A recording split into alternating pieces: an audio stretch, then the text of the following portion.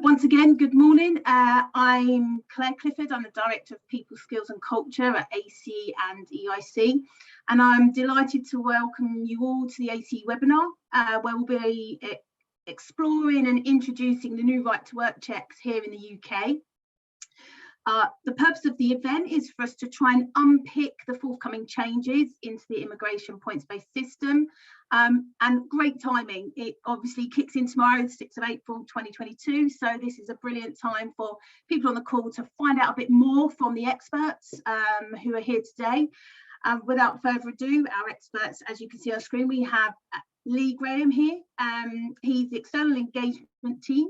And we also have John Harrison, who's the Policy Manager at Right to Work. So a real guru on the subject. And I'm delighted to welcome you both here today. We'll have a short presentation, around 20 minutes or so, to allow enough time for some questions. If you do have any questions, please pop them in the chat box. We'll get through as many as we can. Should there be additional questions, of course, we can pick them up afterwards. So I encourage you to get involved and put those chats in the box, because we have, like I say, the pleasure of John and Lee with us today. A couple of other housekeeping pieces. We will record this session. We will share the session and the slides with everybody on the call and those that couldn't make it in the coming days. And if you do have any questions about it, please reach out to myself or Chetna. We'd be more than happy to explore those with you as well. If you have any technical issues, please dial out and redial in. Any problems at all, please contact Chetna. She'll be able to make sure we can get you back online. So really enough from me. I will hand over to Lee and John. I hope you enjoy the session. And as I say, if you have any questions, please feel free to pop them in the chat. We'll make sure we answer them at the end. Thank you, Lee. Thank you, John. The floor is yours, John. Thanks, Lee. Yeah, good morning, everyone. Yeah, thanks, Claire, for that very kind introduction. I'd like to thank you and Chetna and all of the team for giving us the opportunity to come and talk to you today. I'm really excited about the changes that we're bringing in for the scheme tomorrow. So I'm absolutely delighted to be able to come and talk to you. Thank you for giving up your time to come and listen to us. I've got, as I say, a short slide presentation which will go through the changes that we're bringing in, particularly around the work around digital identity that we've brought with the schemes. We'll go through the slides and then hopefully sort of pick up any sort of questions and answers thereafter. So if we can move on to the first slide, please. Yeah, excellent. So just to sort of give a bit of background as to what's brought us to the situation we're in today. So in March of 2020, at the onset of the COVID-19 pandemic, we introduced an adjusted checking process for our right to work and right to rent schemes. And that was mainly to make those checks easier and also, more importantly, safer to carry out during the pandemic and making sure they were in keeping with social distancing guidelines. When we brought forward that adjusted checking process, we made clear that that was always going to be a temporary solution in the face of a national emergency. It was never intended to replace the status quo and how the checking regime has operated for many years. During the course of the adjusted checking process that we've had in place, I think there has been sort of a narrative and a perception that's come forward that the adjusted checking process is in some way a digital solution. But of course, it absolutely isn't. It doesn't contain the necessary safeguards for us to make it a forward-looking, longer-term option. And it doesn't really sort of detract from the position that we have that potentially sort of false documents are much easier to spot, even to the untrained eye, where they're actually in possession of the individual. Also, our right to work legislation has not been changed. So that in relation to the adjusted checking process, which obviously requires original documents to be obtained and checked ostensibly in a face-to-face environment, or for employers to use our online service where that is applicable. As an organisation, we've been on a transition to becoming digital by default for the immigration system by the end of 2024. And as the adjusted checking process has been in place, we've reached a number of key milestones on that digital by default journey, in particular where you've seen that increasingly now we are replacing physical evidence of immigration status with an online status product or an e-visa. We've also been lobbied hard by employers and their representative bodies on the need to modernise. The right to work scheme is one of our oldest compliant environment measures, and it's quite right that that needs to sort of modernise and move with the times, particularly with the changes to working models that we've seen in terms of hybrid and remote working models. So we've listened very carefully to that feedback and understanding the need to come forward with a digital solution for those who perhaps aren't in scope of using our online services. So as a result, we undertook a review of the availability of specialist technology and its ability to support a system of digital right to work checks moving forward for those who aren't in scope of using our online services. If we could move on to the next slide, please. Thank you. So that review took us in the direction and brought us alongside colleagues within DCMS and their trust framework for digital identity that are bringing forward in terms of a cross-government approach. It also brought us closer together with colleagues from the Disclosure and Barring Service and proposals around their pre-employment identity scheme. And also, the review highlighted the technology around identity document validation technology. That's never actually formally been part of the schemes, as it's not currently covered in legislation. As an organisation, we did produce guidance on it in 2018 and sort of highlighted and extolled the benefits of the technology to be used in the checking process, that it essentially will allow for a quicker sort of document checking and more sort of reassurance around the security and integrity of the checking process. And we knew from our review that that technology for some employers was already in use. So whilst employers could use it to enhance the quality and the standards of their checks and prevent sort of the risk of false documents being used and enhance the checking regime, it couldn't be used to obtain a statutory excuse. So in December, we concluded our review and we announced that we will now enable employers to use identity service providers to carry out digital checks on behalf of British and Irish citizens. And I'm really pleased that we've brought forward changes to the Right to Work scheme legislation, and they will take effect from tomorrow to allow this to take place. This has always been very much a ministerial and a legislative timetable that we've been working towards. I think when we made our announcement in December, we did empathise that it was always going to be a challenging time frame for employers to be ready with a digital option in April and bringing the adjusted checking process to an end. I think, as I say, we were always mindful that the adjusted checks couldn't go on forever, but we understood from employers that there was a need to have a seamless transition. At the same time, it's really important that organisations take time to understand the process and the value and what offer this technology can provide, the need to embed and develop HR processes and checking functions to allow for the use of technology. But also at the same time, it's important that, you know, as all employers do every day, it's make those sensible procurement and onboarding decisions, particularly around bringing in your chosen identity service provider, if indeed this is a digital option that you want to pursue. So as a result, we extended the adjusted checking process until the 30th of September, which provides that additional time for employers to take time to understand the process and sort of pursue the procurement and onboarding process in particular in that transitional period. The use of the technology isn't being mandated, so this digital option that we're providing, it is solely an option. So it's that additional method or the alternative option, that extra tool in the box really of being able to sort of carry out checks remotely, but also securely. There may well be particularly certain sectors, smaller businesses whose perhaps workforce is not able to work remotely. So in those circumstances, they can continue with physical identity checks where perhaps it doesn't make commercial or operational sense to purchase IDVT technology. And we know there are many employers that are still needing to meet prospective employees in person. So again, they may choose not to use the technology.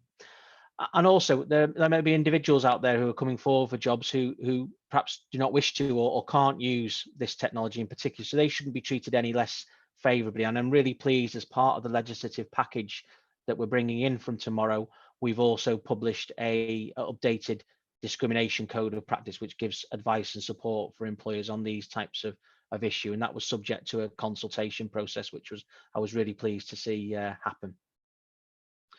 Just moving to the next slide, please.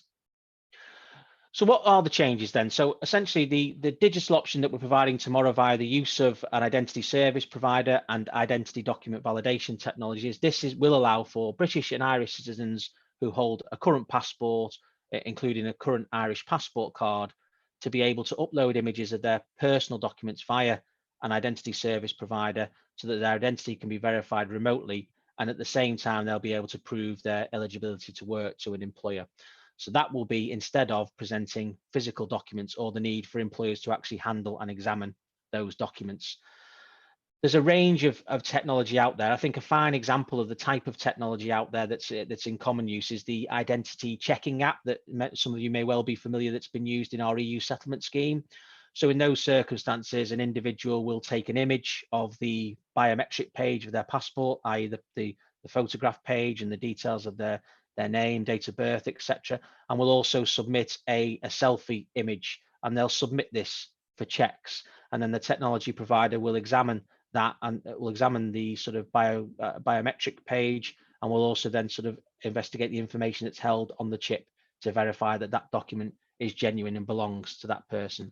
So clearly this digital solution, I think, makes the process more secure and efficient. It will absolutely, we feel, deliver the security and integrity we need in the process.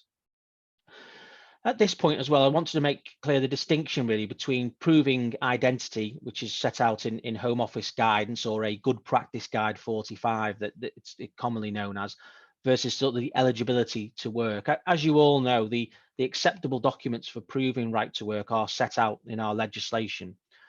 Similarly, documents that can prove identity are set out within the government guidance I've alluded to there. So not all of the documents that can prove identity can actually then go on to be used to prove right to work and prove eligibility and provide a statutory excuse. So our review has shown that the government guidance and the technology that's out there can really only validate a current British or Irish passport remotely. So as a result, that's why with this first stage of bringing this process in tomorrow, we're restricting it to individuals who hold a current British or Irish passport or a current passport card. I think it's important to highlight this is very much a first step on a journey. For us, we want to ensure that the process works well, that it has security moving forward, but we'll absolutely consider future changes to the scheme and the documents that might be available to do remote checks, and we'll align that to the development of the trust framework with DCMS, and particularly this wider evolving technology for perhaps those who don't hold those traditional identity documents. We're recommending in our guidance that the checks that employers accept from a identity service provider meet that medium level of confidence, which is the standard around identity checking. And that level of confidence aligns with the DBS scheme and also levels of confidence that are asked for by other government departments who have digital checks. So therefore, there's really the potential here, we feel, to streamline the number of checks that are required and actually fulfill different purposes with one check. Now, there will be a cost to employers to procure the service. The technology comes at a cost. There are also obviously licensing issues around the technology itself. But we anticipate very much from the review that we've undertaken that those costs will be in the single pounds rather than multiple. And the evidence that we've taken, it does represent a cost saving, the cost in terms of particularly where large volumes of checks are being carried out versus the costs and time associated with having your staff be present and attend work to actually check physical documents ostensibly face to face. We absolutely want a competitive market, and we're working very closely with DCMS to ensure that the certification process obviously churns through the number of providers that we need out there to have that competitive market. So we don't have any plans to intervene as such with the government intervention as by way of any sort of price cap on the costs that providers are setting. There is a range of technology out there, and particularly how that technology then interacts with employer or organization processes from a HR or an IT perspective in terms of the storing of HR records. So those matters we feel are all very best determined via contractual arrangements between business. That's what you know best. So we think those are best determined via contractual arrangements, and individuals can actually choose the provider that best fits their needs and their business model. I do appreciate that there isn't a cost to using the Home Office online service for those migrants who have an immigration status that can be checked online. When we undertook our review, we weren't in a position at this time to reconfigure the online service to extend it to include British and Irish citizens. That's not to say that there might be a government solution around digital right to work checks for British and Irish citizens that may emerge in the future. But at this stage, we're not in a position to deliver that. So that's why, in terms of the review and what we're bringing forward, it's making use of commercially available technology that's already out there and is already in use. Just ending on this particular slide, it's not mandatory for employers to use a certified identity service provider. That might be beneficial, particularly in circumstances where an employer or an organisation already has an arrangement with a provider that's working well and it will deliver against the guidance that we've published. However, we are strongly recommending that employers use a certified provider who's gone through that process. It provides a number of benefits, particularly some reassurance that your chosen provider is capable of complying with the legislation and guidance for the Right to Work scheme. We want to embed a formal certification process for identity service providers in the future. So we will be moving towards this by way of the review that we're undertaking of these changes to the scheme. But this may require actual changes to primary legislation for the Right to Work scheme. So again, that will maybe some time before we actually deliver that.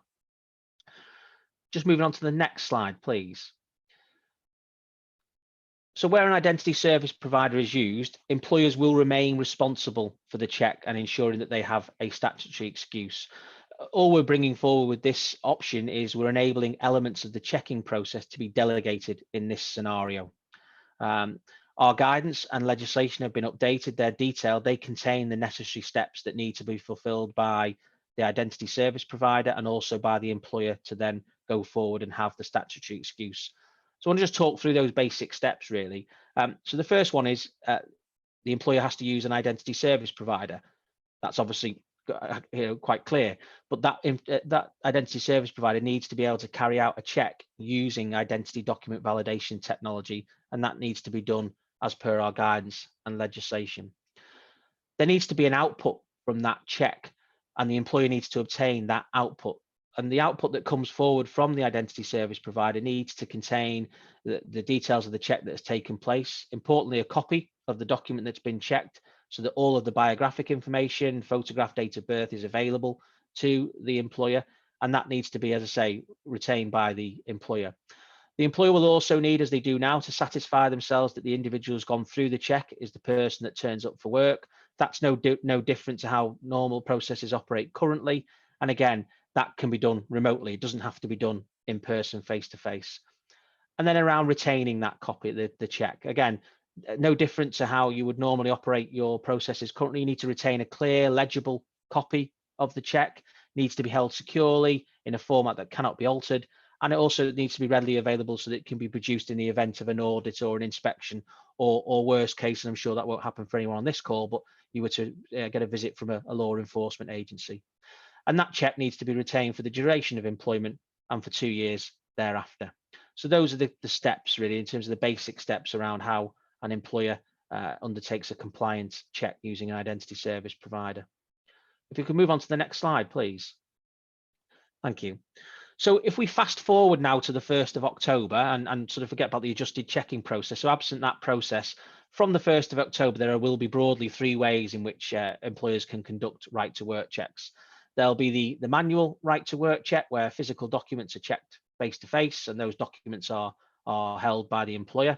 There'll be the ability to undertake a right to work check using identity document validation technology via the services of an identity service provider. That can start from tomorrow. And you'll also have our Home Office online service for those who have an immigration status that can be checked online. And undertaking any of those forms of check are set out in our guidance and our legislation and our code of practice will provide employers with a statutory excuse. And if we can move on to the next slide, please. So I'm really pleased that we've been able to produce updated and detailed guidance that's now out there for employers and their representative bodies ahead of the changes coming into force on the 6th of April. That was published around about the 11th of March. It also contains some further updates around the changes that we're bringing forward tomorrow. One of those in particular is updates to our acceptable documents list, and that's primarily the removal of biometric cards from the list of acceptable documents. So from checks undertaken from tomorrow onwards, where someone holds a biometric card, they can no longer rely on that physical card to prove their right to work. They will have to provide you with a share code and enable you to check their status and their right to work via the online service. And we've undertaken a number of communication exercises and updated of guidance ahead of that change coming into force tomorrow. the guidance that we've got out there is very much iterative. We value sort of feedback on that, and particularly the guidance can flex where it's needed, particularly if there are items in there that require further clarity. So please do feed back to us if you feel there are issues within the guidance that need that extra explanation, and we'd be happy to work with individuals on that to make that better for everyone. But yeah, so that concludes the presentation. Again, thanks very much for your time this morning to listen to that, and I'll hand back to Claire. Thank you.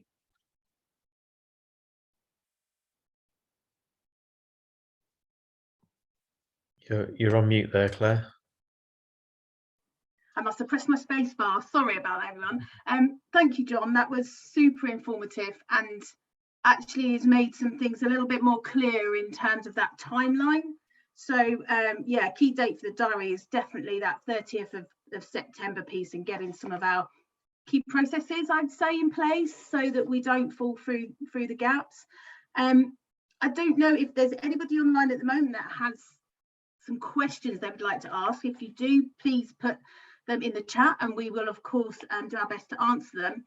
I do have a couple that come through earlier actually, John, if you don't mind. One of them was actually in relation to that last point around sort of any additional clarity or feeding back those pieces that maybe aren't working or people are struggling with. How do you best suggest that information gets across to yourselves from our members? So I think what we can do, Lee, perhaps is if after this call we can share with you, I have my team have an inbox that these types of query can come through to in terms of feedback, so that can be picked up there.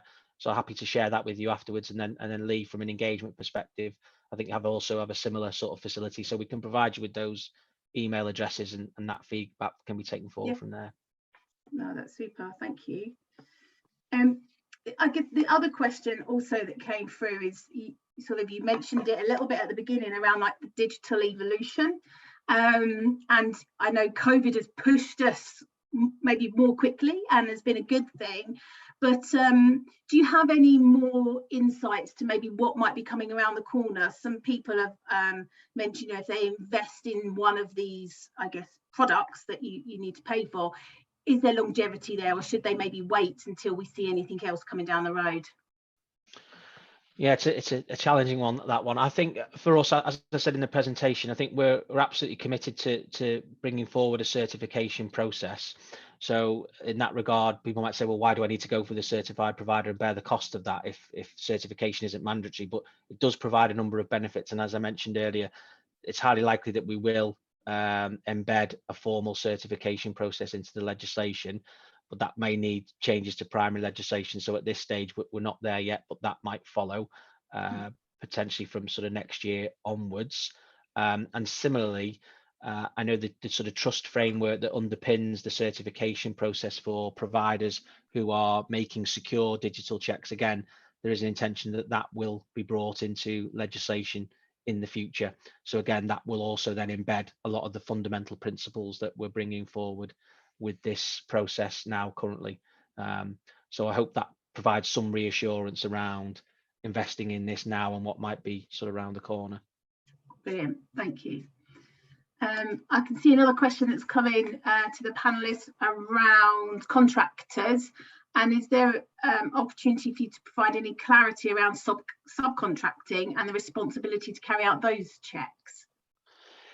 Yeah, so there's no sort of change to the principle of right to work checks in that regard. So right to work checks apply in situations where there's a contract of employment. So the liable party or the individual who's responsible for carrying out that checks will be the party that holds the contract of employment. So in that circumstance, we'll be looking at those arrangements and identifying who has that responsibility in relation to the contract of employment, and they then have to do the checks. Mm-hmm. Super, thank you. One other question around is, what would you suggest is the number one thing that the HR department should start with to make sure they're ready for the 1st of October? So I think probably a couple of things really. I think I would have a good review of your current processes and understand that if there's any sort of need to sort of modernize those, or in terms of sort of review that they are fit for purpose and they give the information that you need. And I think at that point, I think I would be looking to enter into some discussions with identity service providers that are out there and getting a range of feedback and an understanding of what technology is out there and whether that fits your business model moving forward, and then make a determination around whether a digital solution is a viable option for your business. Brilliant, thank you. Well, I think we've had a few questions. I know a couple of people wasn't able to attend and they're emailing the questions in, so I'll make sure they come over to yourself, John and Lee, after the presentation. I guess the last piece from myself really is, you know, that with all of these changes coming up, and we have a number of members that would like to engage more, which is brilliant that we can have the email address so that we can forward those questions, queries or suggestions on to yourself. But equally, I think for our members, we'll make sure that we share this recording with them so that they can, you know, reflect on it, because I know there's October will come very quickly, but there's a lot that will happen between now and then in terms of remembering what we all need to do. So I'm delighted that we've got this. I don't know if there's any final pieces of feedback, John or Lee, that you would like to share as a takeaway at all for our members. But before we close the session, yeah, if there's any final piece you'd like to add, that would be great. No, it's only really to thank yourself, Claire, and Chetna for organising this event. Thank you to John as well. Extremely informative. I'm sure you all found that. This is not a closed shop though, so as you said, Claire, you know, we are keen to keep that relationship going. If you do have further questions or you know, further needs to support you with events such as this, certainly as we approach October, we can facilitate that with you as well. So yeah, let's keep in touch would be our best bet. Brilliant, absolutely. I'm certain that we will be calling you back before we go live in October for certain. And for me, I think that we've gained a lot of information. It's so good to see that, you know, as a process, we're becoming a little bit more modern. We're moving through to support our sort of hybrid remote working that is now sort of, I guess, almost embedded in a lot of organisations. So it's great to see that, and we look forward to some more changes and more guidance on how to make that simpler for us in business, to make sure that we're compliant and that we aren't exposing ourselves to any of those, I guess, quite significant fines that might end up coming our way should we not. The last thing for me really is to thank everybody for listening. It's been really informative, and a huge thank you to both yourself, John and Lee, for the great discussion and for answering those additional questions that came at the end. We appreciate your time. Thank you ever so much. We'll see you all next time, but until now, I'd like to say goodbye and wish you all a brilliant end to the week. Thank you, gentlemen. Bye, everyone. Thank you. Take care now. Bye-bye. Bye-bye.